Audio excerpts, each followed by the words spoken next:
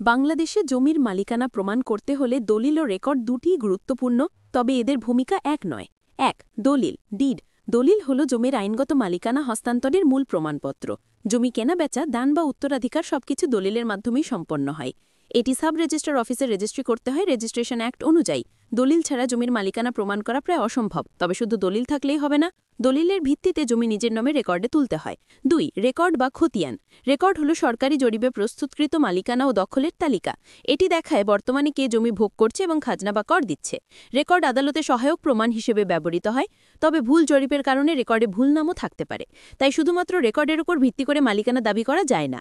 কোনটা বেশি গুরুত্বপূর্ণ? দলিলই হল মালিকানা প্রমাণের প্রধান নথি।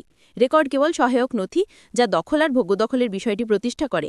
আদালতে জমির মালিকানা প্রমাণ করতে সাধারণত তিনটি জিনিসই লাগে: দলিল, দখল আর সঠিক রেকর্ড। সহজভাবে মনে রাখুন, দলিল হল আপনি কিভাবে জমি পেলেন তার প্রমাণ। রেকর্ড হল সরকারি তালিকায় জমি কার নামে আছে তার প্রমাণ। জমি প্রকৃতপক্ষে আপনার তখনই যখন দলিল আছে, দখল আছে আর রেকর্ড আপনার নামে রয়েছে। লিখেছেন জাহাঙ্গীর হোসেন, LLB।